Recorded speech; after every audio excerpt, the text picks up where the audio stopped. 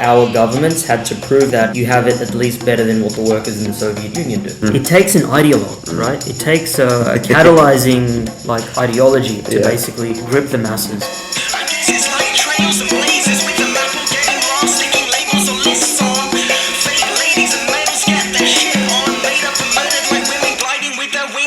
Yo, what is going on? Welcome to Owls at Dawn. We are just two dudes from Southern California who studied philosophy, politics, and religion around the world and decided to start a podcast where we could bullshit with impunity. I'm Austin Hayden Smith, and once again, I am all by my lonesome, as Troy is still trekking across the United States. He is somewhere between Texas and Tennessee. So I don't know where he is at the moment, but much love, shouts out to our boy, the one who grounds me on this podcast, which means that you have to deal with my scatterbrained thoughts this week as I welcome a guest, and I'm very excited about this. I'm welcoming a colleague of mine named Jay Tharappel, who runs a website called Oriental Despot, where he writes about his research interests in political economy, politics, geopolitics, economic theory, etc., etc. He is a researcher in political economy, as well as an activist, and I would say a provocateur, and I mean that with high regard. So today, actually, we're going to delve into a quite provocative topic about Stalinism, and we're going to use as inspiration for the talk, as a launch pad, an article that he wrote on his website, called Anti-Stalinism is Left-Wing Racism. So it is going to be quite interesting, and it's definitely going to ruffle some of your feathers, especially for those of you out there that are hardline anti-Stalinists, or anarchists, or libertarians, or maybe those of you who are just unfamiliar with any of these terms, but nevertheless you kind of have an ingrained negative sentiment towards the USSR and Stalinism and things like that. So we're going to delve into some of these topics and kind of see what his defense is, because he actually has some really, I think, interesting things to consider regarding the relationship between Stalinism and post-colonial theory. And so we'll delve into some of those things. So stick around for that. And if you are negatively inclined towards some of this topic, just come in with an open mind. Don't immediately be chomping at the bit to try to jump into the discussion, to say something as a retort. I would say just try to listen with as open ears as possible, because I find these discussions to be really difficult sometimes, because especially as an American, I just grew up in a world where the USSR and Stalin are just kind of equated as these intrinsic evils. And so I would say, give him a fair hearing. Let's work through these things. This isn't an interview where I'm trying to pin him. This is a dialogue between two colleagues who are trying to work through some things, and even if I come out on the other end still disagreeing with some fundamental ideas of his, there's, I think, some important things that he does bring up that we can consider as we maybe dialectically wrestle through some of these tensions that we're going to try to navigate through. So that'll be coming up in just 1 second. I do want to just give a quick reminder that our 100th episode is coming up in 2 episodes from now. Troy will be back for that 100th episode for sure, and we are going to be fielding for the entire episode questions from you all. So please send us your questions on Instagram. You can find us owls_at_dawn. You can find us on Twitter, owls_at_dawn. You can email us, owlsatdawnpodcast@gmail.com. Or if you just individually follow either myself or Troy on any of our social medias, you can shoot us a message or at us, and you can ask us a question. And we will just basically spend the entire time delving into some questions and then just kind of talking and maybe getting sentimental with each other about our 3 years and 100 episodes that we've endured for the sake of our performative philosophical art project that is Owls at Dawn. But so get those questions in. And then, of course, if you do find value in what we're producing, please go to patreon.com/owlsatdawn, where you can support us, and you will find how you can get access to bonus content, which is bonus episodes, the monthly newsletter, as well as being able to recommend episodes for our Democracy Motherfuckers tier, which, by the way, we're going to be setting up a poll, so it's not ready today, as in I'm releasing this, I guess it's Tuesday night my time, so I guess you'll be waking up Tuesday morning in America and maybe Tuesday afternoon in the UK and wherever else you are in the world. I have no idea, but so it'll be up. The poll will be up on Patreon within the next 2 days of our 3 choices that we have selected to offer to our patrons to choose what the next episode, Democracy Motherfuckers episode topic will be. So go to patreon.com/owlsatdawn to learn more about all of that shit. And I think that is pretty much all I have to say at the moment. So I'm going to stop. Little musical interlude. Hit it.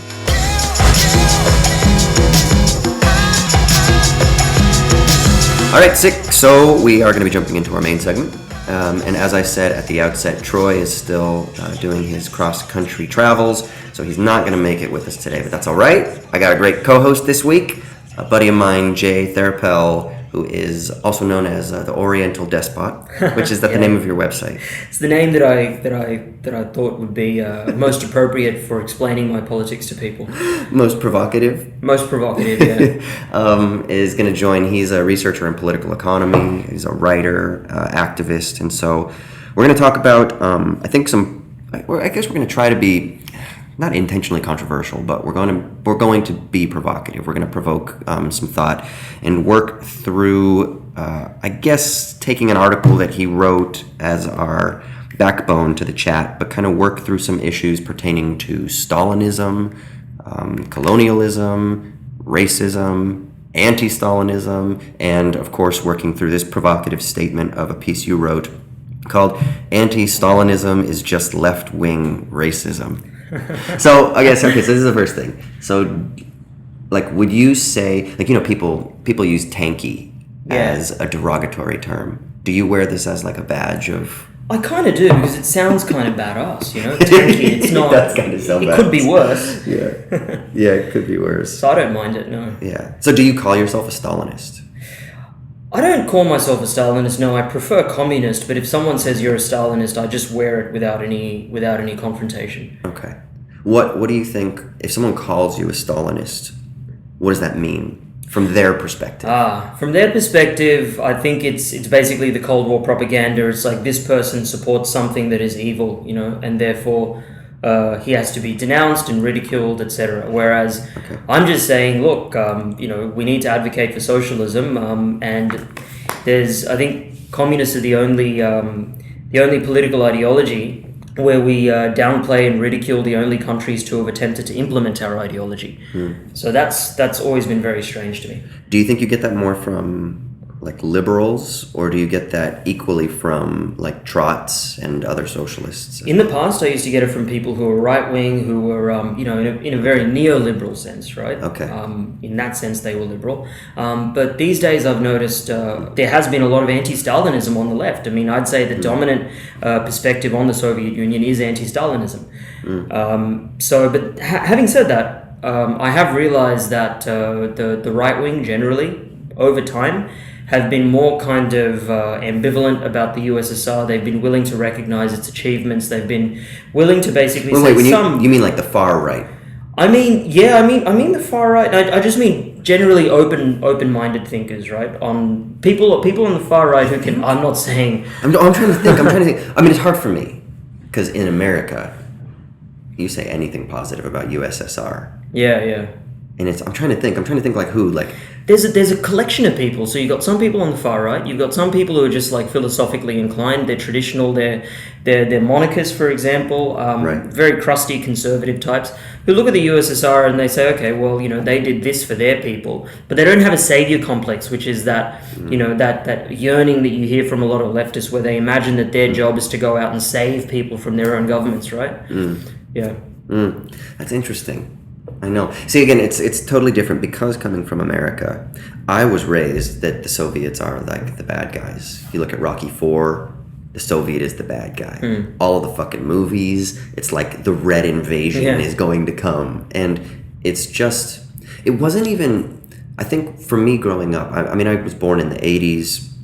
I don't have any memory of like the collapse of the wall or anything. I was too young, but I remember growing up, we'll say I really grew up where I have memories in the 90s mostly, late 80s, 90s, but politically I wasn't paying much attention. But I absolutely remember not having like really strong negative feelings about the USSR, but just kind of like just assuming that it was wrong. You know? And like all of my education in elementary school, and I think even through high school, which is extremely Anglo-centric, American-centric. Like, bro, I didn't even learn about fucking Dunkirk, the event of Dunkirk, until I watched the goddamn movie that came out a couple of years ago. I didn't even know that was a big event, because for us, World War II starts with the bombing of Pearl Harbor. So, like, I didn't even fucking learn about Dunkirk and the So, like, it was so American-centric, right? Which means that, like, everything else was just kind of just diminished somehow. And so it was just presumed. It wasn't even something that was argued. There was no debate about the merits of the USSR. It was just simply, that they were bad. And then it was like looking at photographs of, US presidents and then British prime ministers with Stalin during World War II, like shaking hands and shit. And you're like, what the fuck is going on here? I thought that they were the bad guys. And then I started to kind of think critically, like, oh, okay, so there are political motivations potentially behind how it is that we castigate certain people, or how it is that we deride this country or this nation or this people or something like that. You know what I mean? And there's an agenda to it, right? And that this is something that I've always been saying to anyone. If they just call themselves left-wing socialists, that's all that matters for me to establish this as our kind of common ground, right? I say, if you were to approach someone in the street and say, and try and advocate for socialism, what are the responses that you can anticipate? And pretty much always they say that those that they're speaking to will immediately bring up the USSR, China, Stalin, Mao, etc., etc. And I said, okay, in that case, there's a fork in the road for you. You can either go down two paths. The first path, which is really synonymous with the blue pill, is to say, oh, I completely disavow those countries, the Soviet Union, China, they have nothing to teach us whatsoever. They're just human rights atrocities. In fact, the entire history of these countries is just the history of human rights abuses. Nothing else has happened there. Genocide as well, starvation. That's one path, and that is, I would say, the dominant path. That is at the soul of anti-Stalinism among the left. Is that the hegemonic... would you call it a hegemonic liberal or a hegemonic Western European Anglo ideology? Hegemonic liberal. I think there's always been, there's been two types of kind of imperial propaganda, and I mentioned this, right? Like, one is we're going to go out there and save these people from their own governments, right? And that can be weaponized for imperial objectives. So, for example, the attempt to overthrow the Syrian government was motivated by the meme that, we have to save the Syrian people from their own government.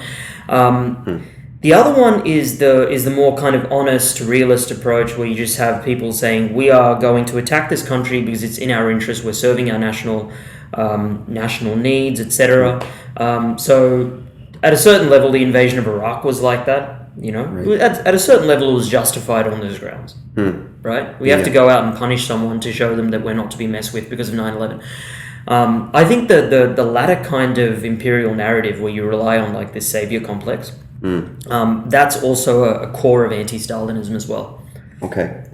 So that's the one fork in the road. That's the blue pill. That's the blue That's pill, where you stay entrenched in your kind of ideological persuasion. That's right. There's this great, do you know who David Foster Wallace is? No, I don't. So he's an author, and he wrote, a couple of famous books. His most famous one is called Infinite Jest, but he gave this graduation speech called This Is Water.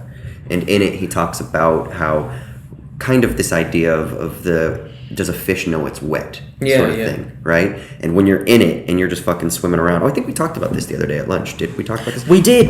I remember now, yeah. And it's like, if you're just swimming along, then you don't really know what wetness is, because you don't even have anything to judge anything other than wetness. You just simply exist. So maybe the blue pill is kind of like, this is wet. It's kind of that, yeah. And that's why I'm really impressed with memes, right? Because they send very, very powerful messages using such simple tools that everyone can engage in.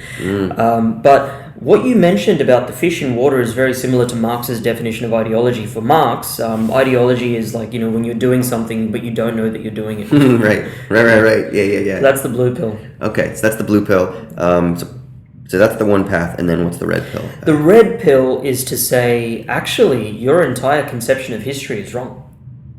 Okay. Right. Okay. Yeah. That actually, if you're looking at it from if you treat this, if you're speaking to a leftist and you got to speak to them as if you're on the same team, that you want the same things. Right. Common ground, right? It's important in every discussion. That's right.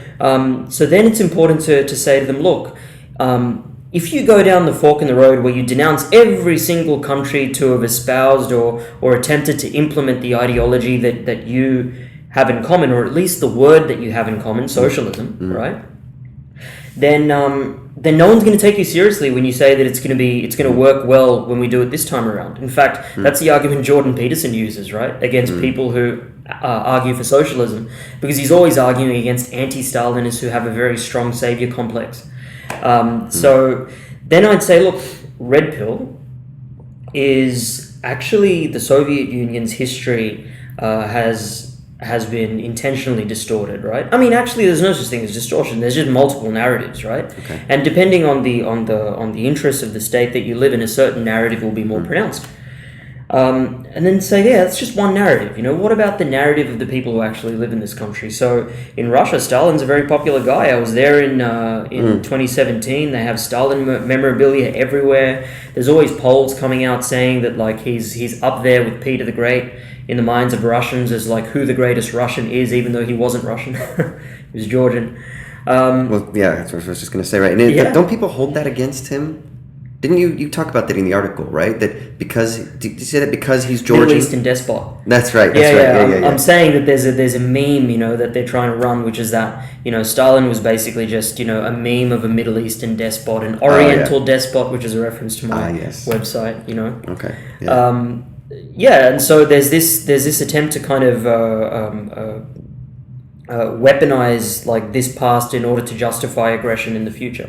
You create a meme of a despot, and then you say, okay, well, this country fits that meme, this country fits that meme. Right, yeah, we talked about this, and I think this was actually really interesting, and I think we both kind of liked this, because I had just watched Sleeping Beauty. Right. And I was talking about how Maleficent in Sleeping Beauty, she has no motivation. She's just fucking evil. And we're never told why she hates Aurora, why she wants to kill Aurora, anything like that. It's just that she is the embodiment of pure evil. Right. So from a storytelling perspective, it's actually quite weak because it doesn't give you anything that's compelling as a viewer to gravitate or to empathize with her. So you're clearly just bought in that we're viewing the side of the monarchy, the good side, the light side, Aurora's side, the side of the kingdom, as the good side. They're the embodiment of love, the possibility of love, of the fulfillment of uniting these kingdoms together, whereas she just summons the powers of hell and has warthog, deputies that go carry out her fucking chaos or whatever. But it's not a really compelling drama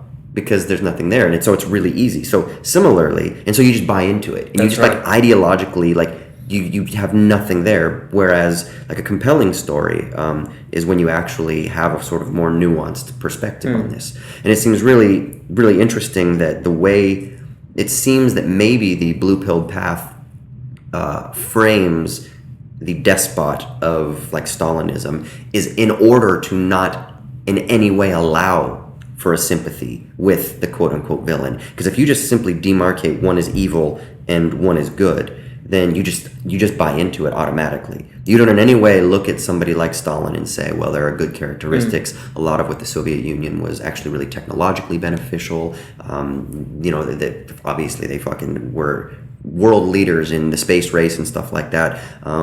Did they do some good things? You don't even have a moment where you can even speak favorably because it's just simply Stalin despot, totalitarianism bad.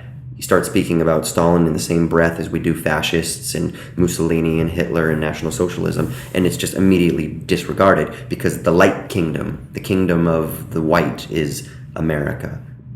And that's kind of problematic. And your argument is, well, wait, we need to realize that there are imperial narratives and motivations that are creating that division in the first place. So let's stop and let's take a step back without just drinking the Kool-Aid. Yeah, true. I mean, even from the standpoint of working class interests in a first world country, be it Australia, the United States, in many ways we owe the fact that we have a welfare state to the reality that our governments had to prove to the workers in this country that you have it at least better than what the workers in the Soviet Union do.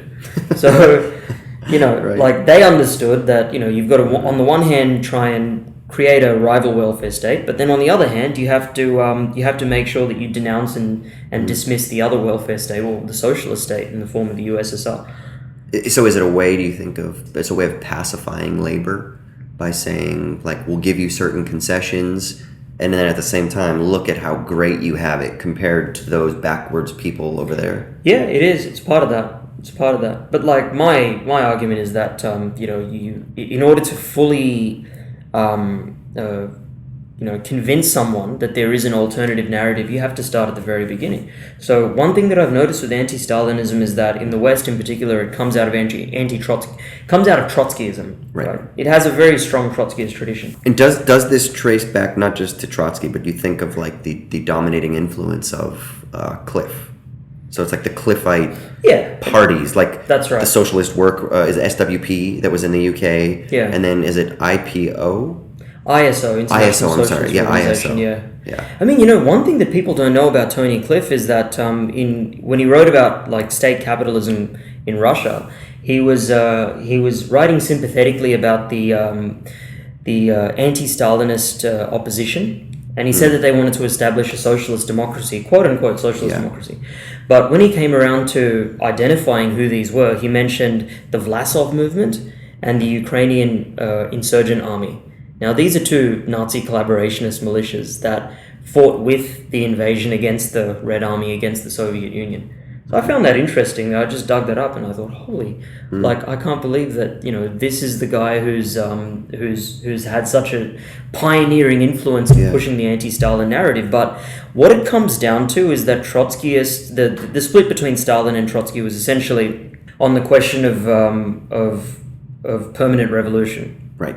Socialism in one country. Socialism in one country, I mean, versus, what is the opposite? I mean, if you or want, socialism for example, in no other country.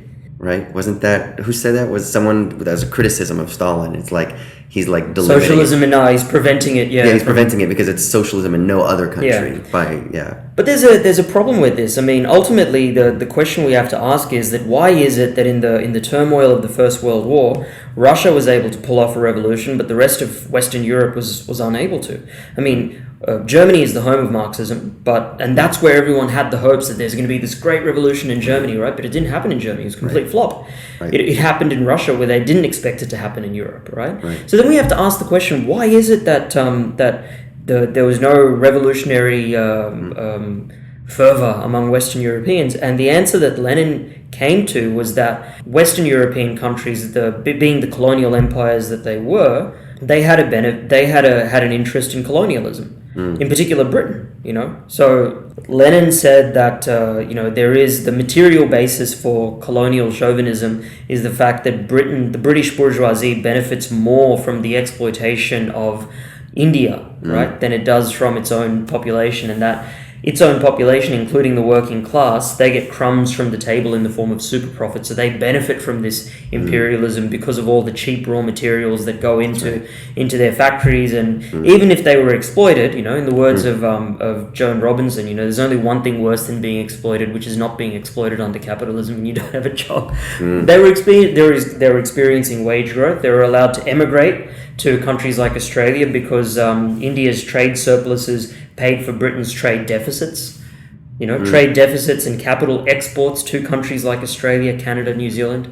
Yeah, one of the things you talk about in this article, it was a really lovely way of putting it, as I think you talk about how it was a bleeding process, synonymous with capital destruction, not accumulation. Exactly, that was Marx's mistake. And I think that is a really interesting way of viewing uneven development. Maybe let's say is that it's underdevelopment, right? Is that it's a bleeding process, and so precisely the reason that the conditions of industrialization or modernization don't take hold in these colonial terrains is precisely because it's not there is no infrastructural investment or capital investment. There's no composition of capital, organic composition of capital whatsoever, because there's no conditions for accumulation, because it's just pure extraction. It's like a what is it again? A bleeding process. Bleeding process. Yeah. So that it's was Marx's words, actually. he uses bleeding process, but later, right? Process. Is that what your point was? In 1881. So my point was that if you read Marx in 1857, he's under the impression that the British are creating a social revolution in India. Right. Okay. That the British. Right. They're going to create the conditions for capitalist accumulation to proletarianize people. That's going to be a new revolutionary subject, etc. Yeah. Right. So they're saying that the expropriation of the Indian peasantry in India is akin to the expropriation of the British peasantry, and that during feudal mannerism and the enclosure acts and stuff. During the enclosures, right? Yeah. And so just as the British peasantry's expropriation created the basis for capitalism in Britain, the same process was being undertaken in India. In a sense, like Britain was bringing capitalism to India, and then India would see all of this growth and the creation of a working class, which would eventually lead India to, have its own working class population capable of contributing to the eventual proletarian revolution that the entire world would take part in. So Marx assumed class polarization, that the world was being divided into two great hostile camps directly facing each other, bourgeoisie and proletariat. Whereas the argument about underdevelopment is that actually there's geographic polarization. The primary contradiction, and this is peripheral and center. Core and periphery. Yeah. And this explains why in the First World War, Western Europeans didn't make a revolution. Right? Because they had, it's not that they had nothing to lose but their chains, it was that they had nothing to lose but the colonies that subsidized their wages. I think this is interesting. So because you are intentionally, and I just want to kind of footnote or just note this, but so you're kind of doing like a genealogical, historical unpacking to say that this anti-Stalinism is essentially rooted in how it is that we understand the history of colonialism. Yeah. And if you do not understand that, then you will have a misreading of the value and the role and the activities of both Western imperial nations and also the Soviet Union, right? Yeah. Okay. Yeah, I think that's really interesting. One of the things, I don't want to forget that, because I think that's kind of like the core bedrock of kind of what you're doing, is you're tying this all to kind of colonialism, right? One of the things I think is interesting to kind of just stay with this idea of underdevelopment is I've not read a ton of Samir Amin, but a little bit, right? And he talks about this idea of blocked development. And I think there's something really interesting about what you get with this idea. He talks about, he does this case study on the Ivory Coast, for example, where he talks about as a French colony in the Franc zone at the time, that very similarly, that you don't have the conditions for the accumulation of capital to emerge. And so what you just get is this like bloodletting process, because it's not just that there aren't the conditions for the proletarianization to occur, but you don't even really have the robust conditions for a bourgeoisie to be developed in the nation state itself. Yeah. Right? Do you think that's right? I mean, did something similar happen in India, that with India as a colonized nation, that there's a sense in which there are like bourgeois deputies of British capital, but they're not like domestic. It's not domestic. It's not the development or constitution of domestic capital. Is that right? There was the net effect of the British being in India was that capital was destroyed rather than being created and expanded. Yeah, that's the history of India. I mean, that's why the works of Utsa and Prabhat Patnaik, two Indian economists, Marxists, it's extremely important for the left to be in touch with what they're saying. They say that 9.2 trillion pounds was ripped out of India during the colonial period from 1765, when the British assumed control over the treasury and the tax collection of Bengal, to 1747, when India gained independence. 9.2 trillion. If you convert that to US dollars, given the prevailing rate of that time, that would be about $45 trillion, right? Ripped out of India. And that also coincides with a period in which India experienced devastating famines that killed anywhere between 40 to 45 million people. You have some numbers here, and I can't remember off the top of my head, so I'll see if I can find it real quick, where you talk about the percentage of wealth lost. It was like prior to colonial exploitation, India represented. Yeah, like what, like 60% or something? True, that's right. I think of global wealth, and then it went down to like 4% afterwards. The work by Angus Maddison is really good on this, and according to him, in 1750, which is after the Mughal period, because the Mughals and the Marathas had been waging a war for 27 years. There was a period of instability and fragmentation, but nonetheless, I think around either 1700 or 1750. But the percentage was roughly the same in terms of how much of the global GDP India made up, and it was about 25%. Oh, that's what it was. That's 60%. Yeah, that's right. It was like 24%. 24%, yeah. But when the British left, it was about 4%. That's right, which is a ridiculous drop. I mean, of course, the apologists for what the British did would say that's not because India's economy shrank. It's not because India was bled from. It's just that the British economy grew. But then why did the British economy grow? Right.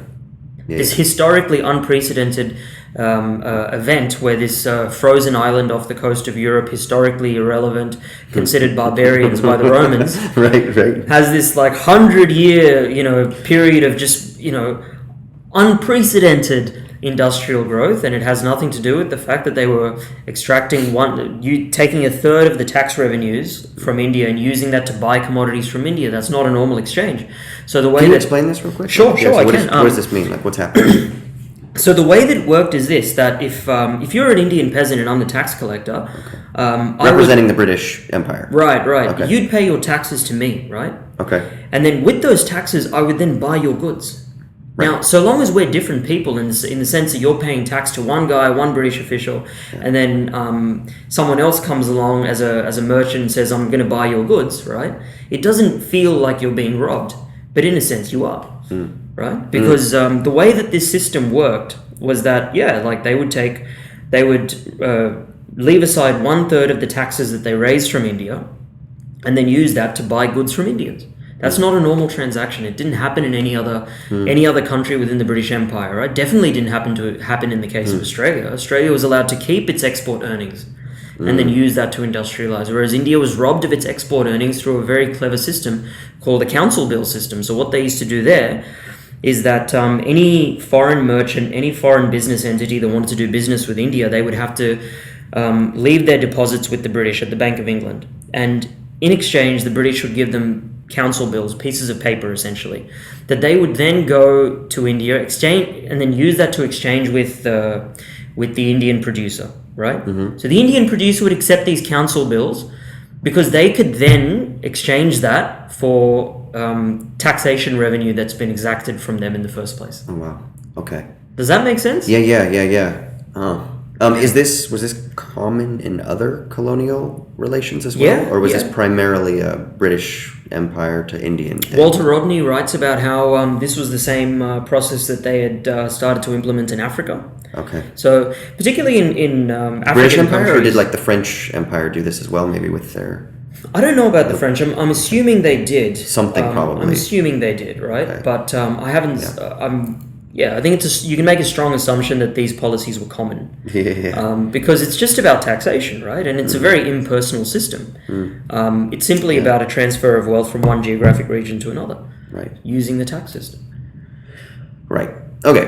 So, I mean, I think especially anyone who's listening to this podcast, I think anyone who's slightly left, I think people who understand the system of colonialism would immediately be like, colonialism's fucked up, right? Pretty simply. So Trot's anti-Stalinists as well would probably also have a similar colonialism sucks as a system, of course, position.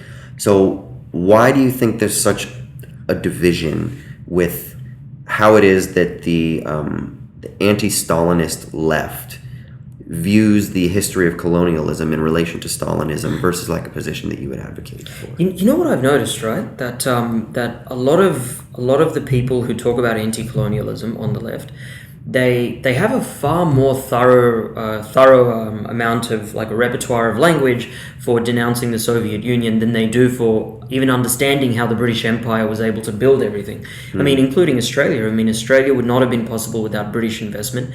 That British investment would not have been possible without the flow of wealth, the drain of wealth from India. So even Australia was to a large degree built with Indian money. But crazy, the crimes of Stalinism are known much more than the crimes of British imperialism. But I'm saying that there's a link. There's a very strong link between anti-colonialism and anti-Stalinism.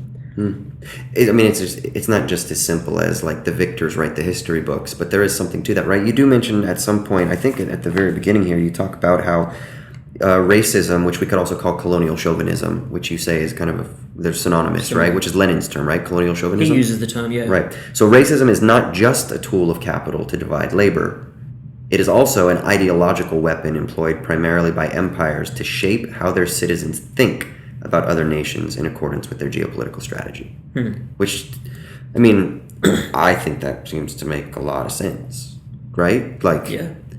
I think that I am someone who is aware of my ideological conditioning, like I was talking about earlier. So then my question is this, okay, if we can grant all of this, we recognize this, like, why be pro-Stalinist, or like, why defend so virulently Stalinism? Like, why take that position rather than, like, I don't know, is there a third option? Like maybe don't be anti-Stalinist, not pro-Stalinist. Is there like a third option that just rejects the whole binary altogether?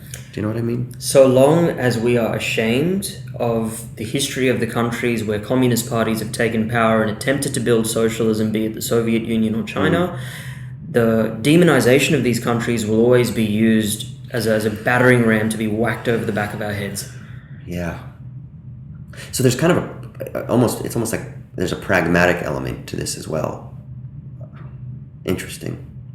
It's pragmatism. I mean, we should recognize that there are multiple narratives, that the narrative that we have is deeply Eurocentric, which is the narrative that says, I mean, particularly with Trotskyism, that it's the fault of Stalin that the revolution didn't spread to the rest of the world. Right. No, I mean, it's, have a look at yourself, in a sense, Stalin plays the role of the sacrifice, he pays for the sins of the Western leftists who fail to look at their own original sin, the original sins that the empires that they lived in and grew up with were founded upon. The dispossession of Aboriginal people in this country, the drain of wealth from India, which is completely unheard of or talked about. I mean, there are some academics, in universities in Australia, who I won't mention, right, who have written books about Marxist political economy and just completely ignored the question of the drain altogether, even going so far as to say, look, the British imperialism brought growth, and the only time it didn't bring that it had the opposite effect on the country that it subjugated was in the case of China and the Opium Wars. Well, I mean, how can you ignore India? It's the elephant in the room. Why do you think that is? That India is ignored? Is it just too easy to ignore? Because nations, this is the point that I always make, is that the narrative that people have in their heads about the world is constructed. It's not something that they've automatically come to. It's like that Life of Brian sketch where Brian says to the people outside, he says, "You're all individuals," and they say, "Yes, we are all individuals." Yeah. In many ways, like liberalism is just conformity masquerading as individualism. So really, your narrative is not the only one. There are multiple other narratives there, and the narrative that I put forward is that the Soviet Union looks very different from a post-colonial perspective. I mean, if you come from like Asia, Africa, Latin America, countries that have been ravaged by the multiple European colonial powers, beginning with the Portuguese, then the Spanish, the French, the British, the Dutch, and their systems of wealth extraction, then the 20th century was actually a period of reprieve because decolonization happened. It wasn't perfect. There's still a lot of bad things. I mean, there's a lot of corrupt capitalist governments in the third world, but the fact is they were no longer physically, violently, militarily subjugated by a handful of European colonial powers. And part of the reason for that is because the Soviet Union represented a defection. It represented a defection from the camp of the European colonial powers to the side of the third world. So is there a sense in which you're even saying that the Soviet Union was inherently anti-colonial? It was in terms of its actions. I mean, we got to remember that when a lot of leftists in this country say that they're against colonialism, I think they're taking this for granted, right? That leftists, that socialists would have that as a part of their ideological repertoire to say, look, we're against colonialism, right? Yeah, like obviously. Yeah, obviously, I think that. But actually... liberation of all people sort of thing. Yeah, actually, in the 19th century, that I would argue that the dominant trend among the various European socialist parties that comprised the Second International was one of out-and-out support for colonialism. Yeah, you have a couple of interesting quotes here in this piece, where it's so one of the this is quoting from your piece here, sure, that I'll link to in the show notes for people listening too. But it's one of the delegates of the German Socialist Party named Edward David stated, "Europe needs colonies. It does not have enough of them." And then in response to Karl Kautsky's suggestion that backward peoples, that's a quote, be offered economic resistance, Henry van Kool of the Dutch Socialist Workers' Party said, "Suppose we bring a machine to the savages of Central Africa. What will they do with it? Perhaps they will start up a war dance around it. Perhaps they will kill us or even eat us." And while saying these things, his supporters jeered. So this is what you're talking about. Yeah, this is what I'm talking about. You think this was a dominant position in these parties at the The time? vote was very close. We have to remember that the only reason they voted against colonialism at the Second International was because countries like Russia and India were allocated 20 votes because of their large population size. And yet the vote was very, very close. It came down to something like 20 or something like that. So if you have 40 votes from like two countries, Russia and India, basically taking staunchly the anti-colonial position as advocated by Lenin and defended by Dadabhai Naoroji, who's an Indian nationalist economist who I mentioned in there as well. He also spoke at the Second International. There was a sense in which there was geopolitical factions forming at that stage between Russia and the countries that were being oppressed by the British Empire, in particularly India, which is the cash cow, 1/6 of the world's population. I think a lot of people take anti-colonialism for granted as if it's something that would have always been a part of Marxist discourse. It's not a fair assumption to make. What do you think about Marx's position on colonialism? Is it consistent throughout, or does it get better? It gets worse? better. It definitely gets better, because in the beginning, his core assumption is one of class polarization. The world is just dividing into classes, right? Right. Later on, by the 1880s, he realizes that there's a bleeding process. Engels even went so far as to say, look, if there was a socialist revolution in a country like Britain, India might still have to fight a war of independence against the British to get national independence. In the sense that he could already perceive in the 1800s, late 1800s, that countries, even if they had socialist revolutions in Europe, would continue colonizing, exploiting, and expropriating the Third World. Yeah, I want to go back real quick, so I don't forget it, and then obviously there's a lot of stuff we could talk about. But you said something along the lines of until we kind of reconcile, or if we don't stop just simply denigrating the actual instantiations of socialism around the world, then we'll never actually be able to gain any sort of like political foothold wielding that term, because it's immediately a signifier that's just able to be disregarded because it's aligned with totalitarianism, right? Exactly. And this kind of seems to me, because like one of the typical anti-Stalinist positions is that you'll see is kind of this subtle way of criticizing it. It's like, well, true communism has never been enacted, or true socialism has never been enacted. That was state capitalism, right? That was bureaucratic management, state capitalism. That wasn't socialism. That wasn't communism. This seems to be, Trotskyists kind of echo this sentiment.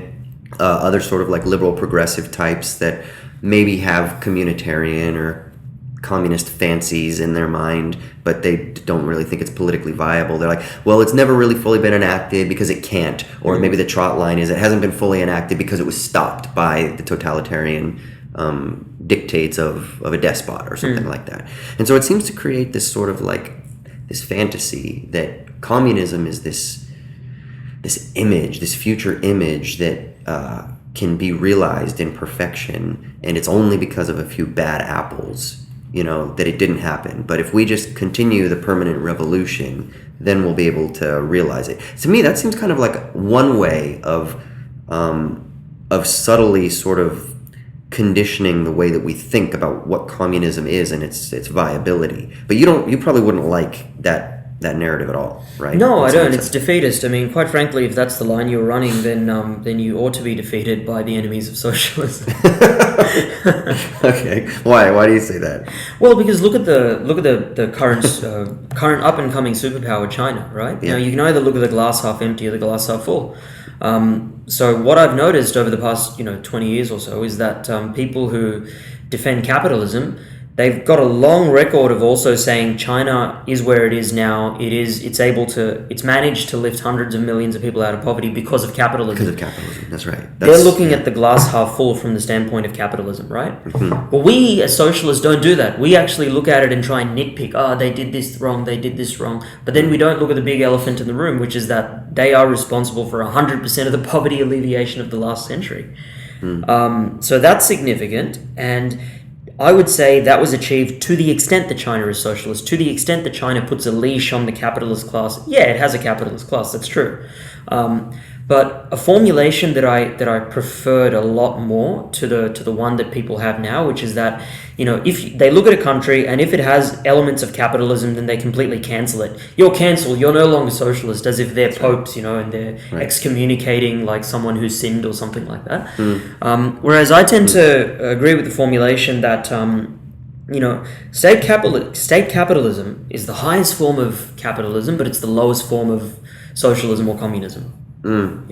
So yeah, I mean, even if it's like just a dirigist state, technocratically, what it does is that it controls imports, controls exports. The banking sector is nationalized. The commanding heights of the economy are nationalized, which is why China is able to produce smartphones so cheaply, because its rare earth minerals are run by mines that operate on a loss, things like that.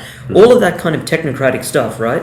I would just be like, yeah, that's socialism. You know what? Like, I agree that's socialism. Because it's going to help you gain power. I mean, do we care about being theoretically correct and nitpicking on everything and, acting like we're just gazing over these different societies and like condemning them according to the sins they've committed? Or do we actually want to present a historic narrative that is capable of taking power?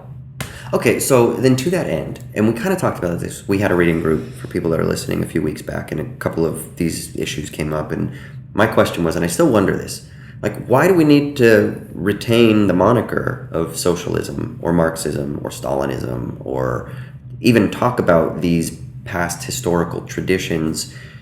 Why not maybe shift tack, politically speaking, because this would be maybe viable as an option to appeal to more people, to talk about the policies or the proposals or the activities that were successful within these regimes that you find inspirational. So talk about nationalizing banks, for example. Why not talk about that, but without attaching so much to, I mean, I know people are immediately, as soon as you fucking say, let's nationalize the internet or something like that, let's nationalize Facebook and all these platforms, immediately can be like, that's a socialist takeover. But, I think a lot of people are starting to see through that bullshit, that those are just political talking points, that's just spin to try to entrench themselves and people within their own blue-pilled path, right?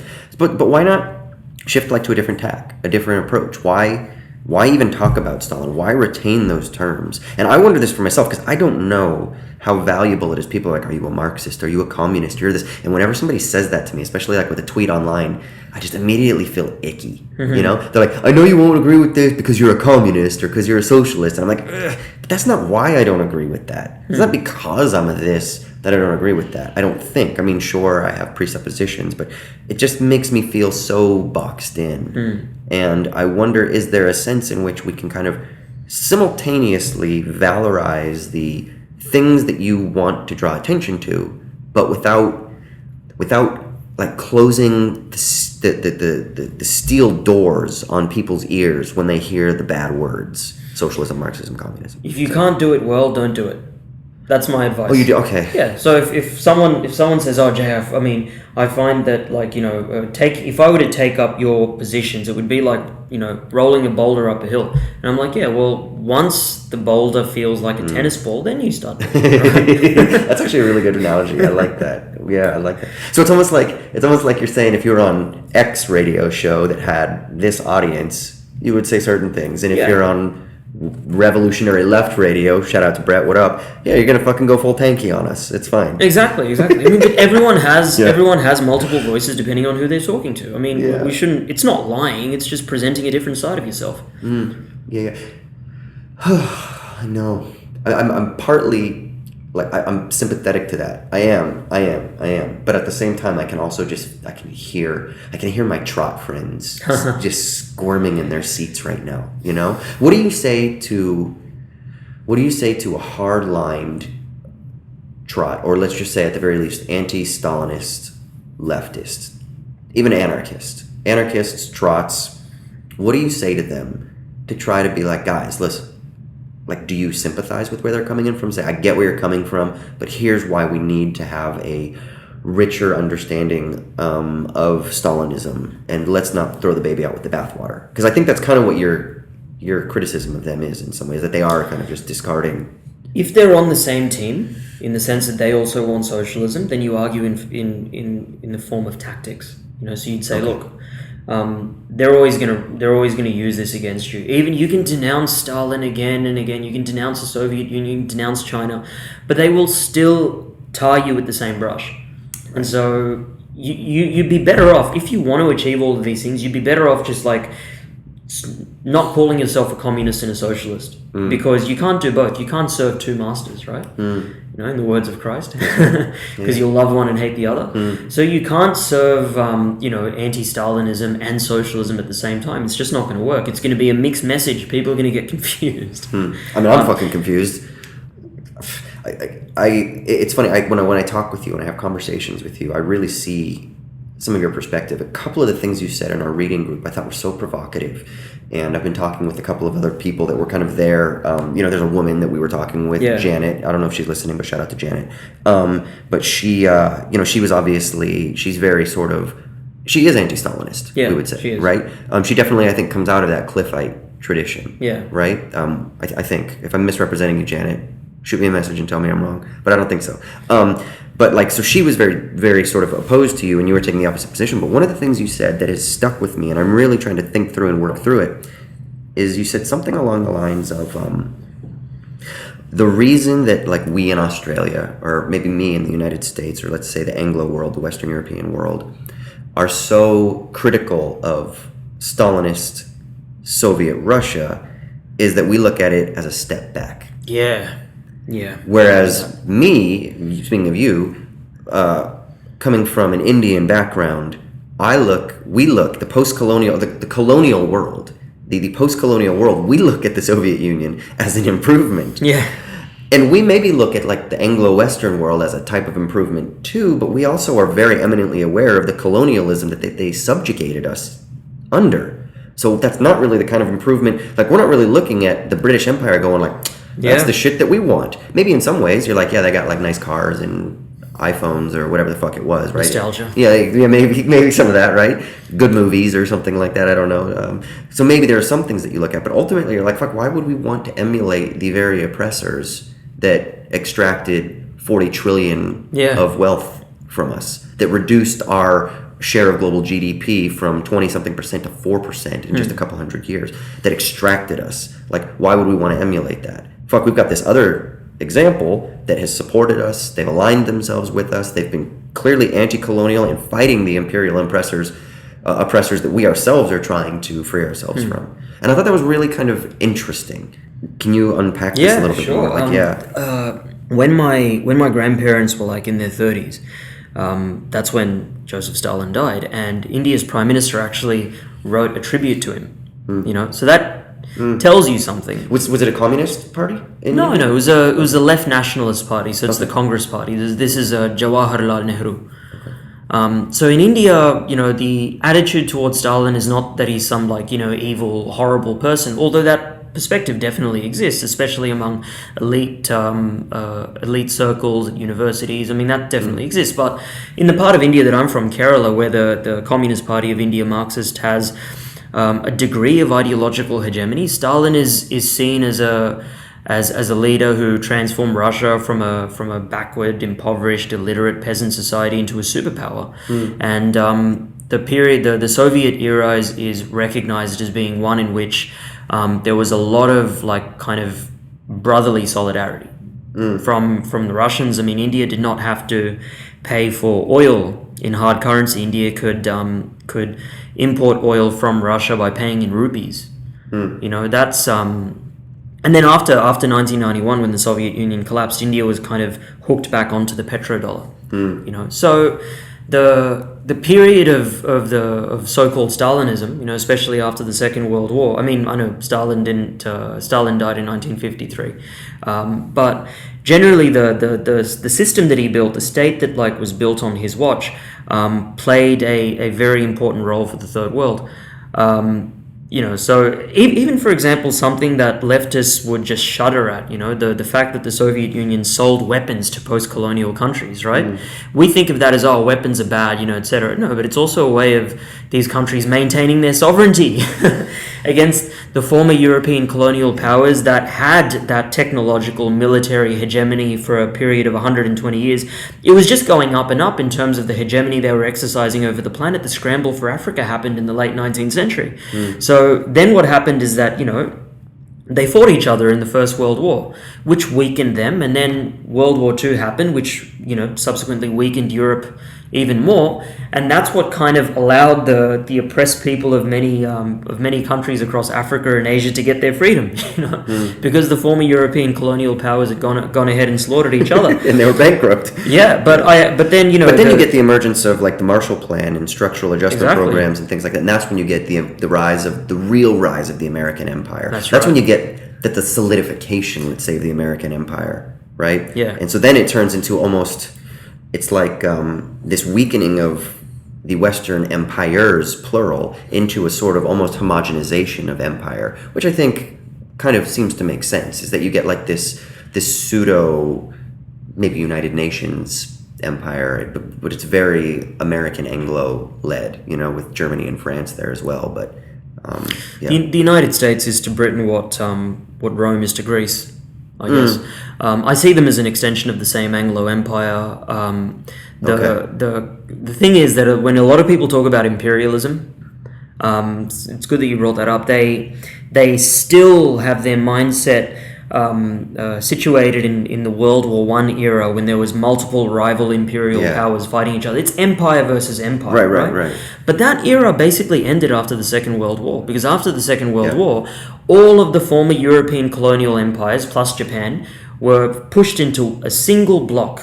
They became more or less allies in the form of NATO and the US alliance with Japan, and their enemies were the former post-colonial countries, the post-colonial countries, the former colonized countries of the post-colonial world. And the Soviet Union and China was a part of that camp. So you had basically two camps, the socialist world and the post-colonial world on one side, and on the other side you've got the former European colonial empires that had historically slaughtered each other. And it's because they slaughtered each other, mutually weakened each other, that the post-colonial camp was in a sense able to emerge. And that's actually what explains the Second World War for me.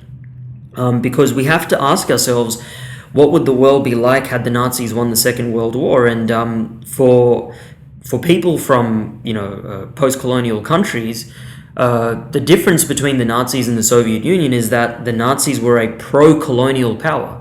The Nazi white supremacist ideology, what it really was a soft power offensive. It was an attempt to appeal to the white countries, the Anglo countries, France, and say, look, because we all belong to the same master race, we should form some degree of geopolitical unity and then collectively subjugate the rest of the world, the inferior races of the Third World.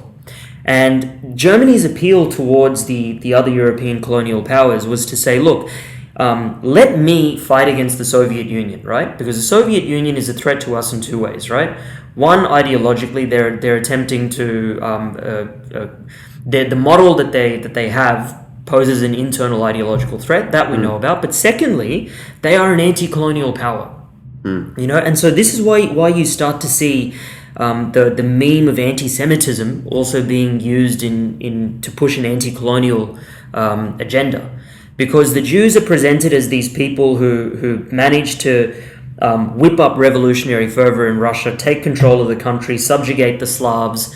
The Slavs are basically just presented as these, like, this is in Nazi propaganda, they're presented as, like, basically just completely mindless robots controlled by Jewish power at the top. And then the Jews are also inciting the inferior races, the people of the third world, in rebellion against the master race, white colonial rule, And so this is why, Even the narrative of anti-Semitism now has been stripped of that entire anti-colonial context. Now it's simply about Israel. That's the context in which you hear about anti-Semitism. What would have happened had the Nazis won the Second World War? A pro-colonial power would have come to power. An anti-colonial superpower would have been completely defeated. And colonialism could have been intensified even further, even worse. And that would have been just... a horrid timeline that I would not want to live in. I mean, I think that fair-minded anti-Stalinists still recognize that obviously the Eastern Front was won by the USSR, and that really maybe we could even say that Germany was defeated ultimately by. You talk about the martyrdom of the millions of people of the USSR that kept National Socialism at bay and that ultimately quashed it. Don't you think? A lot of people will say that, right? Because what I wonder is sometimes, and you're a very provocative writer. Thank you. And I think it's very gripping. But sometimes what I wonder is, would a trot look at this, or an anti-Stalinist look at this and be like, look, man, I agree with a lot of the stuff you're saying. I just think that you're also papering over some of the internal struggles and complexities that then we need to direct and that release, let's say, certain points of criticism that we need to direct at Stalin, right? The invasion of Hungary and stuff like that in '56, for example. That's after Stalin. Which is after Stalin, right? Yeah, exactly. It's something I defend. But okay, see, that's what I mean. So why defend Stalinism in light of these things that are clearly, like, some people would say that there are criticisms like that, like the invasion of Hungary and the treatment of the kulaks and Ukraine and stuff like that. Like what's the benefit in that aspect of it? Look, all I'm saying is that there are multiple narratives. So if someone from Hungary or Czechoslovakia or Poland, for example, were to sit with me and say, look, this is what my family went through, this is why we don't like the Soviet Union, right. I'm not going to try and argue with them. In fact, I empathize fully with people who have a negative historical family background in the Soviet Union. I get that. But what I've noticed is that those narratives are hegemonic in our society. The narratives that are not hegemonic are the ones that come from the third world. Gotcha. Yeah. It's kind of, Spivak, Gayatri Spivak? Yeah. She talks about, can the subaltern speak, or how can the subaltern speak? And I think one of the things that's so important is not only how can the subaltern speak, but how can we hear the subaltern, right? Which is important. It's like, how do you hear the voice of the subaltern? Let's say the otherness of the other. How can you be attuned to the otherness of the other without just simply like listening and then like, I don't know, patronizing them, patting them on the head, or being like, oh, you're right, well, we'll incorporate you into our thing. How do you truly let the post-colonial voice speak? And this is something that I find a really challenging endeavor is to try to listen more. Yeah. So I'm always curious at this sort of thing. I'm always wanting to listen. It's just, fuck, man, maybe I just have so much like anti-Stalinist propaganda in my own head, that when I hear about it, it's hard for me to, it's not hard for me to say that, oh yeah, I can understand elements of maybe poverty alleviation, technological advancements, rapid industrialization in a country that pretty much everybody thought was a backwards nation. Fuck, you even talk about how Hitler himself wanted to colonize Russia. He did. Basically. He wanted to colonize because of that cheap resources, because they were just this backwards, under-industrialized, cheap agricultural landscape. And it was like, fuck, let's just go in there. Slavs were inferior. Yeah, let's just go do to them what Britain is doing to India. Yeah. So the fact that you can compare where India were in their ability to just give up their raw materials under the thumb of subjugation, the fact that there's like a comparison there, or an analogy there, means that the fact that industrialization and modernization happened so rapidly in the Soviet Union is kind of a miracle. So we need to recognize those things, and we need to to praise those things. But at the same time, then I kind of think like maybe there's something inherently limiting about a communist party that controls a nation. Do you know what I mean? Like you seem to be to view very highly the sort of centralized power of a political party and a nation state. Whereas I tend to be a little bit maybe like anarcho-communist even somewhat, right? So is that about right? Like you think that nationalism is not a dirty word, we might say. Whereas for me, I think of the idea of socialism in one country and of a nationalist socialist, not national socialist, a national country-based bureaucratic regime. I kind of worry that that's inherently going to just stifle the possibilities because you enclose yourself. You kind of foreclose yourself from anything else because you create strict borders. Do you know what I mean? Does that make sense? I know what you mean, but national identity has existed throughout history. It's just that some national identities are based on a history of colonization and conquest, whereas other national identities are based on a history of resisting colonization and conquest. Right. And so you get a very clear divergence in terms of what nationalism means in different countries. Yeah. So in some countries it's considered quote unquote left wing, in other countries it's considered quote unquote right wing. Yeah. But there are differences. Yeah. I mean, as for the bureaucratic state apparatus and all that kind of state, I think we should be open about the fact that we do want an ideological state.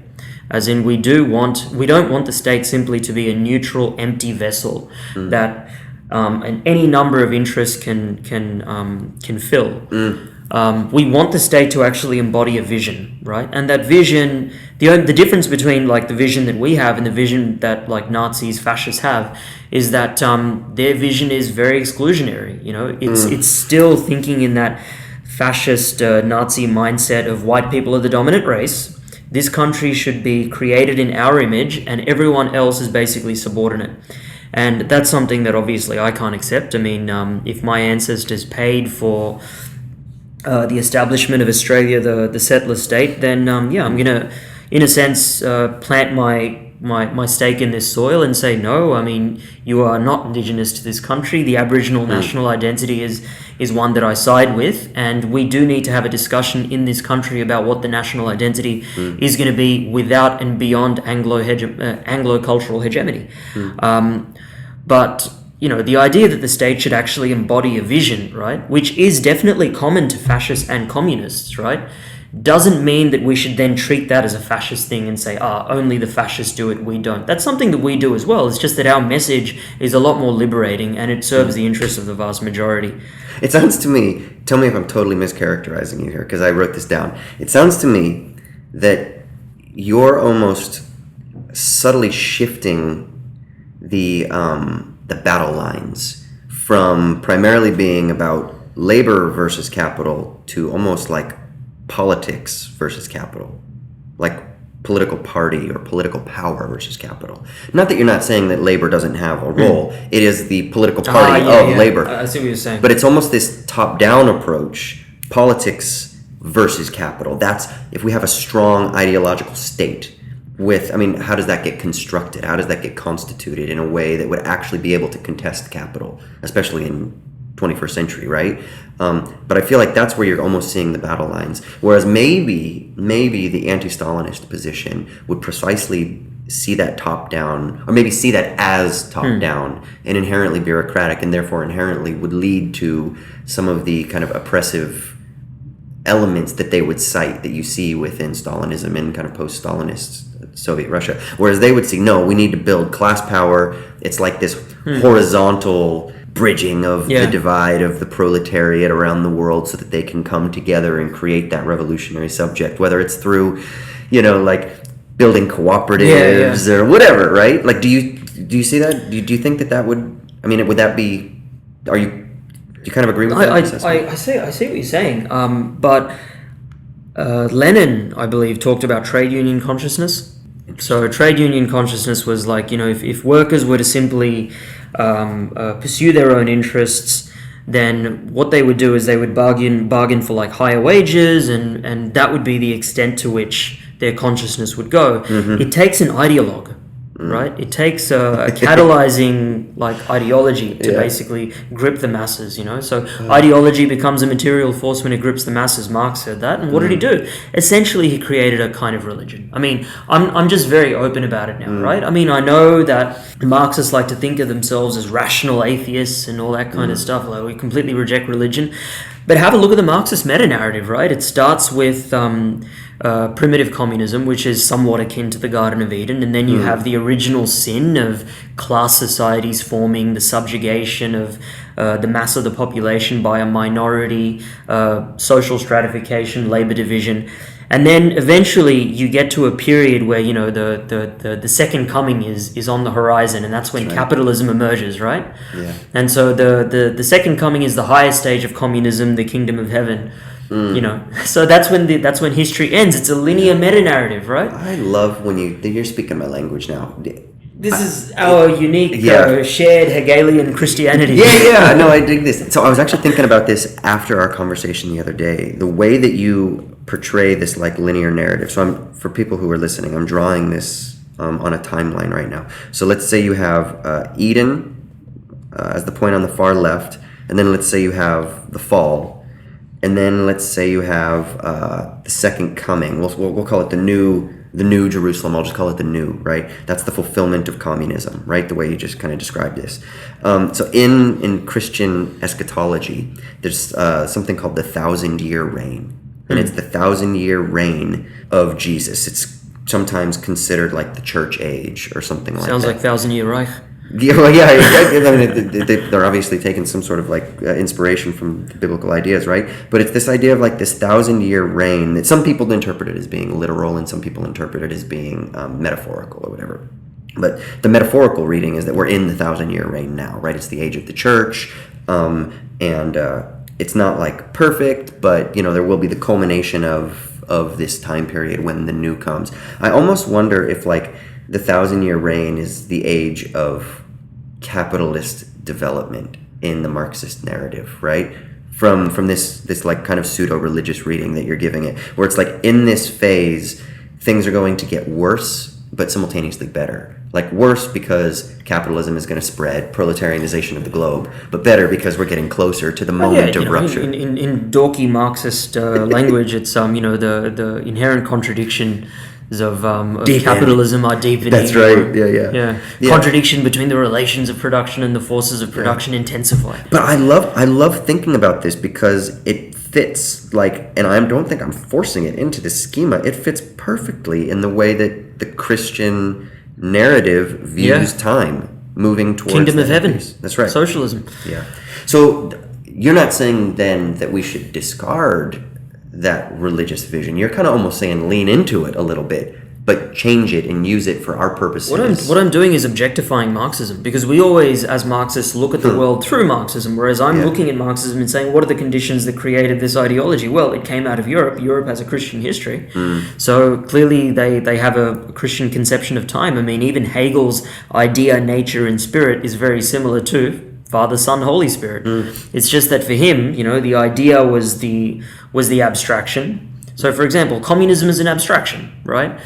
And then it manifests itself in something that's flesh and blood, you know, the sun, i.e., you know, something like the Soviet Union. The question then is whether you you crucify the Soviet Union for not living up to the abstraction, or you say, no, you know, I see that the abstraction has some resonance in the real, in the actual flesh and blood existence. The concrete in the particular, the universal and the singular kind of. This is the point. I mean, you're never going to be able to bridge the gap between the abstract and the concrete. The concrete is always going to look inferior to the abstract. Always, right? So the question is whether you want to look at the glass half empty or half full. I say look at it half full and then work with that. If it's possible for the British Empire, right, to have convinced people of liberalism, to convince that we are so enlightened, despite the fact that, you know, the British Empire was founded upon the 48 million dead Indians, you know, tens of millions of Native Americans killed by disease. I mean, all of these crimes of like European colonial empires, and yet they're still able to convince their population that we got here through liberalism and free trade and enlightened values, right? Right. Then, by comparison, the crimes of the Soviet Union look relatively less by comparison. I'm just saying that. Yeah. See, this is what's hard, because even when you say that, I can hear people's like insides turning. They're like, because you're justifying or you're excusing slaughtering or like inducing famines and stuff like that. And I know that's not what you're doing. No.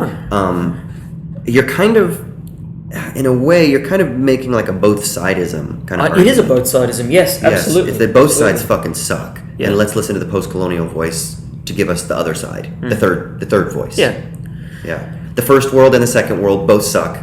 Let's listen to the third world. But it's also just brutal pragmatism. I mean, China's going to be the superpower of the next century, right? Now, there's so much anti-China hysteria in Australia, and I think that the biggest irony is that if I were to come to power, the Chinese would absolutely hate me, because I would emulate their economic system. I'd say, yep, we need to nationalize the banks, nationalize the mines, we get some industry going, and that might even raise the price of raw materials going to China, so they end up being favorable. They'd be favorable to the idea of Australia remaining a neoliberal colony.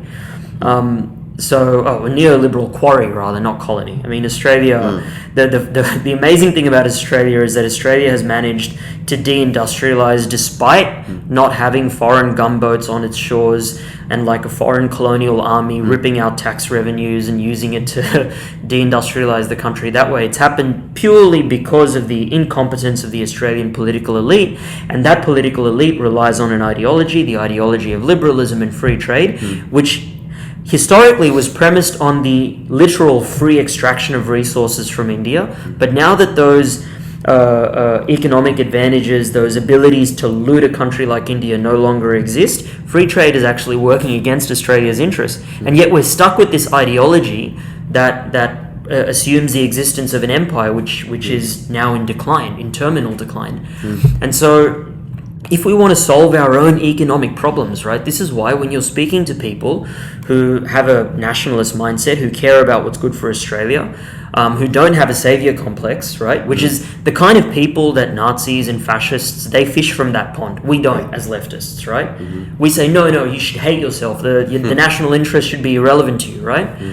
But if you are speaking to those people, this is the narrative that you have to spin. Like, pragmatically, this ideology, which praises liberalism, praises the economic system that we live in, is basically leading us to like walk blind into an economic disaster, an environmental disaster, right? I mean, we are losing our industry. House prices are just going through the roof. Nobody can afford to live in these neoliberal cities anymore, right? And so maybe the antidote to that is an ideologically partisan state and to emulate the economic policies of a country like China. But the only way you can even get close to having a discussion even about the nationalization of the banks and the commanding heights of the economy is if you're able to get over your fear of being called a Stalinist. And that kind of goes back to, again, the idea that that partly there's an ideological control mechanism that is conditioned by empire, that Stalinism equals evil. Yeah, evil. Good and evil, it's just that. Equals evil. And then simultaneously, I want to think through this a lot more, because I think there's something really fascinating in this about the idea that we look at the Soviet Union as a step back. And it's true, and we were talking about this the other day when we were having lunch, and we're in this kitchen with all of these gadgets, and it's like, how do we sit in this relative situation of luxury where we have a microwave and a refrigerator, and we're in this beautiful building with all this high technology and stuff like that? How do we look at this and say, like, yeah, man, let's have like anything other than what we have now, but maybe just better? Because I feel like maybe the idea is like, this is where like the accelerationist leftists come in, right? Where it's like, hey man, like the technology and stuff that we have now isn't bad. It's like making our lives more convenient. We're able to connect with people around the world. I can Skype with my mom, and I can live in another country, and it's great. I can have community. I can access pretty much any information I want. Let's not disrupt that flow of technological progress. Let's just figure out a way to do it in a way that is quote-unquote communist. And the question I wonder is there something almost inherently impossible, or if there's something almost inherently anti-communist or if there's something that would like even prevent our ability to somehow communize our technological systems of progress from within this liberal framework, because it has such an ideological control, because it sets the conditions, it sets the determinant paths. And so you really do need some theory of rupture. You do need some theory of that radical other that is breaking out. And maybe this is why I'm gravitating to like the post-colonial voice in my own reading, and reading things like by George Ciccarello-Marr, who I don't know if you know him, but he was a guest on our podcast, wrote a book called Decolonizing Dialectics. And in my own book, Sartre, he doesn't finish the second volume of Critique of Dialectical Reason, and one of the theories from a guy named Robert Bernasconi is because he thought that only the post-colonial voice would be able to actually take over this project and give it ample legs to actually take it where it was supposed to go. So he kind of like cedes the project to Frantz Fanon, for example, and he writes the preface to Wretched of the Earth after this, but that's partly him saying maybe Wretched of the Earth is kind of the actual culmination of the project that Sartre starts in Volume 1. So maybe there's something about, if we're going to actually try to envision futures that are alternative, that are supposedly communist or that are post-capitalist, that we can't do it from within our own liberalized, hegemonic frame of thinking. We need the post-colonial voice, which I 100% agree with. I just don't know in my own thinking if that then leads me to Stalin. You know what I mean? Yeah. Like I'm not there yet. So, Stalin is just a symbol. I mean, that's all it is. Yeah. Really. Yeah. Because it's just a symbol that gets thrown at you. It's basically just a meme, right? I mean, we're living inside like, you know, an echo chamber where you have this like horrible meme of evil Stalinism hanging over your head. Yeah. And it hangs over, it's like a Damocles sword. It hangs over the head of anyone who advocates any kind of egalitarian social policies. You know? So you have to actually, you know, you have to take it head on. Yeah. That's all I'm saying. But, you know, more importantly, you know, about the post-colonial voice, I think we have different narratives because of our own unique family histories. So, for example, you're someone who is, you know, mostly Anglo background. Like German, Welsh, French, and then, you know, as every American says, apparently there's some Native American in us, but I think every American family claims that. Bit of Iroquois or something. Yeah, so I can't remember, I think it was Blackfoot, but I can't remember. So your history is one where it kind of peaked just before the First World War. I mean, just after the Second World War, actually. I mean, so that's when, like, you know, the the post-war boom was happening. Now, our ideology tends to look back at that and say that's capitalism, right? Actually, no. That was actually a period of dirigist state planning. It was when, you know, corporate taxes were much higher, when personal income taxes were much higher. There was capital controls. Those are the conditions. Basically, a lot of what China is doing now is like a lot of what any country that industrializes and raises the living standards of its population do. I mean, they're pretty much similar technocratically. Technocratically, they're similar. But it's massive industrial investment that is led by the state. Led by the state. The state has a leading role. The state basically says these industries matter, these industries don't. These industries get to borrow at a lower rate because they are building the means of production. These industries borrow at a much higher rate because they're producing French perfume or something, right? Right. And the state can risk long-term investment because it doesn't need that immediate return. The state doesn't go broke. That's right, the state doesn't go broke. Michael Roberts, do you ever read Michael Roberts' No, I don't. blog? He has a really good blog. It's called, I think it's called like The Long Recession. But anyway, he talks about what is the cause of crisis. It isn't like underconsumptionism or anything like that, but it's ultimately a slowdown in capital investment. That's the cause. So capitalism accumulates rapidly when there is exponentially increasing investment. And when it doesn't do that, it slows down. And so when you look at the sort of post-war boom, the golden age of capitalism, you do see exponential rates or steady rates, let's say, of capital investment into manufacturing and industry and stuff like that, which then shifts under neoliberalism, right? It radically shifts. Things turn to finance. They turn towards outsourcing. The landscape of capital investment shifts from investing into machinery and domestic capital, and it turns into this kind of different paradigm. Simultaneously, what you then start to see is obviously it culminates in, the GFC, but what you see is this slowdown investment that leads to a slowdown in productivity, which leads to deindustrialization and all of these other kind of phenomena. So it is interesting to think that what is the condition for the means, or whatever, how you said it, of production, and it does seem that the state has an integral role in ensuring that there is some kind of development. But the problem is that, given that we're at a very late stage of the Anglo Empire, right, where the concept of free trade is what it's what underpins the U.S. dollar hegemony. Okay.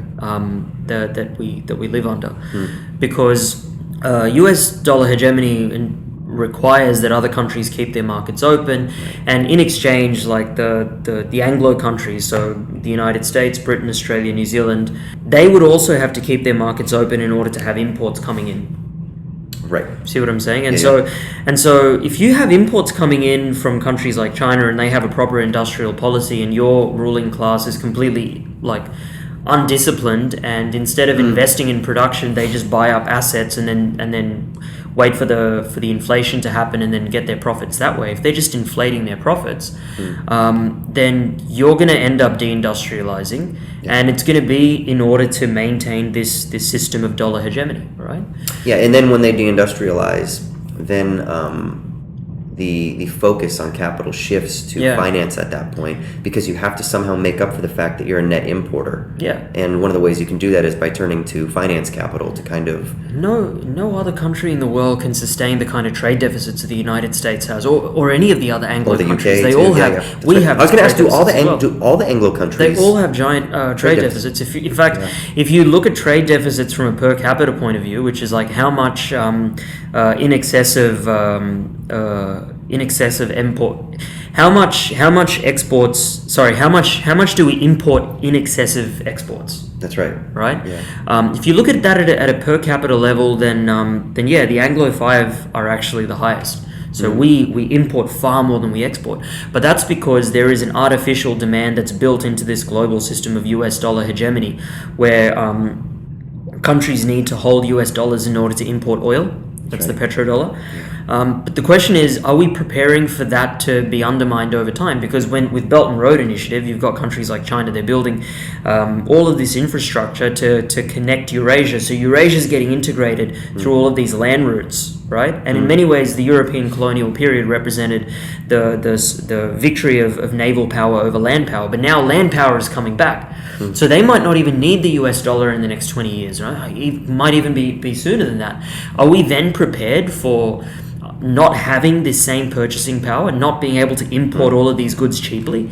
We need an industrial policy. But then when you advocate for an industrial policy, they say, well, that goes against dollar hegemony, right? And then more often what they'll say, even before you even get into a proper technocratic argument about the need to have these policies, they'll say, but socialism failed because of Mao or Stalin or something. Right. And of course, they don't look at China and say that socialism has failed because they think capitalism did that. That's right. Yeah. It is interesting because China is now becoming, I think, from what I understand, is trending less in terms of their kind of share of manufacturing of final goods, and it's shifting more towards the other East Asian or Southeast Asian countries, right? Indonesia, or even like places like Afghanistan and Pakistan that are like huge suppliers for like white gloving on Alibaba and shit like that. Like if you want to, I don't know, if you're going to start a fucking golf glove company, you can buy gloves from a manufacturing plant in Afghanistan, Pakistan, that there's a sort of like proletarianization that's happening in those countries because that's cheap. Yeah, it's very interesting. It's shifting, and it's partly because wages are increasing in China, and so wages are increasing, supplies are becoming more expensive, raw materials are becoming more expensive, just slowly over time, and it's because they're building a middle class. And so they've got better things to do. They can make phones now, right? That's right. They don't much need to make higher value added. Well, when I was a kid, man, fucking everything was made in China, right? Yeah. That was the thing, but now it's not. It's Vietnam, it's Indonesia, it's Malaysia. And people look at this and say that it's Chinese imperialism, but actually what the Chinese are doing is exporting capital. But historically, the export of capital was a privileged economic relationship between the Anglo settler states and the European colonial powers. Very little capital actually went to the third world. So China is actually responsible for massive economic diffusion to Africa, to the countries that you mentioned as well. Right. Yeah. Okay, last thing we'll say. This has been an intriguing episode. I'm pretty sure it's been thought-provoking for many people. And if you're out there and you are an anti-Stalinist, I hope you have endured and that you have listened and that you are taking something from this. Because I'm learning. I think I still got that little bit of that French rebellious anarchist in me. You know, the cool smoking a cigarette, like fuck you to authority. You know, that it's hard for me. It's hard for me to like to buy wholesale any sort of top-down measure. But I want to keep thinking about it. But the last thing I will ask you: predictions for the quote-unquote third world moving forward, with China becoming I think we both agree that we do think that China will be the economic world power, definitely not the military world power if ever, but for a very long time. But it'll definitely be the economic world power very shortly here, and that this Belt and Road Initiative is to the tune of trillions of dollars investment that is doing something that the United States is not doing. At a time when the United States is proposing like protectionist measures, China is opening itself up. Yeah. So what do you think then are the proposals? If you have a new age of empire, if the U.S. is to Britain what Rome was to Greece, what is China to the U.S.? China is China. We can't look at China based on the history of Europe. So you mentioned Greece and Rome. I mean, they're European empires. In many ways, the countries of Europe and the United States and Britain, they're all successor states of Greco-Roman civilization to some degree. Whereas China historically is just returning to its place, because they endured a century of humiliation. That was like the worst period in a very long time, right? So now China's returning to its place in the world. I think they will assume like a similar share of the world's GDP that they did prior to the colonial era. India's going to take some time, but I mean, I'm hopeful for India. It's just that India and China are very different countries in terms of how they're nationally composed. I mean, India was so dominated by foreign language, by the British, that English still has a great deal of hegemony over the thinking of a lot of people, especially in elite universities, whereas in China they're a homogenous population. They've been relatively insular, closed off, so they don't really care what Westerners think about them, right? And so that kind of allows them to be a lot more intellectually free and independent. The CEO of Huawei just came out and was like, we don't need the United States. Yeah, did you hear that? He's like, fuck it. He's like, yeah, okay, they're going to impose sanctions on us? Fine, we're going to roll out our new phone that's stacked to the hilt with 5G tech and fuck them. And he literally was like, we don't need the US market.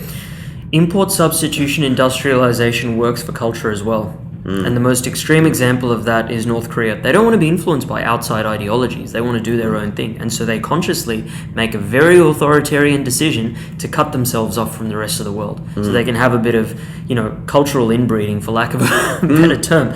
But it creates a delinking process. These people are no longer demanding Western goods. It keeps them that would previously have kept them sucked in and indebted to the system ideologically. That cultural influence is going to be something that's going to be interesting to see, because the United States still has control over the media and dissemination of information with the internet and things like that. And then there are some countries, of course, that are doing their own thing. North Korea and China, for example, by having those firewalls that prevent closing themselves off. Which is one way of kind of controlling your cultural production in a way, rather than saying, we're just going to let American film and reality television just incept all of our fucking minds. But I wonder this: do you think then that 50 years from now, so that if what we have like post World War II is a type of neo-colonialism via like the Marshall Plan and finance capital and these structural adjustment programs and things like that are sort of invading, if you will, all of these Southern Hemisphere nations and creating them after their own image insofar as they serve the interests of Northern Hemisphere and both state and capital interests. What do you think happens when China takes over that role? Not that they're maybe, I don't want to assume that they're going to have the same insidious or nefarious plan, but let's say that there is a sense of self-interest there. But if they're going to be the kind of the primary mover, let's say, of economic growth and development in whatever 21st century post-industrial, post-modernization looks like, How do you think that affects countries in the African continent? Because ship ports are being built in Djibouti or in the southern tip of India that are part of the Belt and Road Initiative. Like, how then is China going to influence these other nations? Maybe one, taking away some of the imperial influence, both culturally and economically and militarily and otherwise, that the United States and that Western Europe, the NATO alliance, has exerted, and then simultaneously also realizing that capital is still involved in China's westward move here. So west and southern, what happens? First of all, when it comes to making these predictions, we tend to have this assumption that history is cyclical, that if, for example, something happened in the past, then there's going to be some kind of repetition, that in the past it was the United States and then China's going to come in and do something very similar. But what prevents history from being cyclical is technology. So technology is very different now than it was in the 19th century. There's the threat of mutually assured destruction. There's there's just war in general, like the ability for like a war between two countries. Like, for example, the United States and China, that could have happened in the 19th century. It wouldn't have caused a lot of damage, but if it happens now, it could actually end life on Earth, right? Absolutely. Or, for example, the United States and Russia. So what happened in the past is not necessarily going to repeat itself. What I do think the Chinese might endeavor to do is export their population. So, for example, they might say, look, we've been doing trade for all of this time. Rather than exporting their inflation, which is what they've been doing. But by exporting their population, I just mean that, if they might come to a point where once they're the technological leaders, they'd be able to dictate terms in a purely quid pro quo fashion. They wouldn't have to use any violent coercion whatsoever. The economic aces are all up their sleeve. They'd simply be able to say to countries in Africa, look, if you want to continue as usual, then just allow like a small amount of immigration, right? And then, eventually you might see Africa becoming significantly more multicultural, right? I mean, India... More Mandarin and Cantonese speaking. Yeah, maybe. It might be. It might be. You might see India doing the same, assuming that India catches up. India will take a while to catch up, but I think when India does, that's going to be another major force, because India is going to have a very large English-speaking population. So in a sense, if you look at like the former British Empire, right, the economic center of that, which was historically in the Anglo powers, might move to India once India gets its problems sorted, right? A lot of that is actually because India didn't resolve its agrarian problems. So when people talk about the kulaks in Russia and how they were oppressed, I mean, the Soviets basically just wanted to produce cheap food, and so to do that they went after the landlord class, but India historically hasn't gone after its landlord class. It hasn't conducted the land reforms that would be necessary for industrial growth to happen. But once that problem sorts itself out, and I have immense faith in the Indian proletariat that they'll eventually be able to fulfill those national tasks, then you'll see India proceeding on the same path as well. Do you worry that if China opens up its borders, right, and they start to export their population, does that not expose them maybe too much to, like, when you're not consolidated, when you're not centralized, then your power kind of diminishes a little bit, right? You become diffuse, and it's much easier for enemies to come in, right? Or for influence, let's say, not enemies, but just influence to come in. And that's when you get syncretism, your ideas meld with their ideas, or your economic policies meld with their economic policies. And then what I wonder is, in that process of diffusion, does that not just expose them more to the potential for capital because the isomorphic desire of capital is to fucking eat everything, right? And it can convert everything. It can acetize anything, it can commodify anything, and that's how it functions if we can give it a level of subjectivity, right? So does that not potentially expose them to just saying that, they're holding on right now to that kernel of socialism, of state-run, ideological state-run power, but that as soon as they start to kind of, that this Belt and Road Initiative in a way will be very beneficial for them in one sense, but it will also radically transform what it means to be China. That you might get like this weird like Chino-India or something like that, or like this weird conglomeration of a new type of United States where it's this federal superstate, a new European Union, but an Asian Union. Yeah. Something like that. Could be. Like an Asian African Union. something. I don't know. And then when that happens, then it becomes this large single market, and then you just get capital. Yeah, I think we're heading towards multipolarity, actually. I don't think we're going to see the similar unipolar cycle that we did in the past, where you've got one hegemony and that's it. Interesting. I think African countries in particular have a lot of potential. A lot of them are showing immense growth. The main problem is internal inequality, corruption, things like that. But the world is headed towards multipolarity. I'll just leave it with that. Okay. Yeah. Well, let's use that as the button then for the episode, man. Sure. Cool. Where can people find you on the internet so they can read your shit? You can find my website. It's theorientaldespot.com. You can find me on Facebook, Jay Tharappel, that's my name, surname Tharappel. On Twitter, I'm at commissar_J, or just search Jay Tharappel. You'll be able to find me there as well. Cool. Sick, brother. Thank you, man. All right.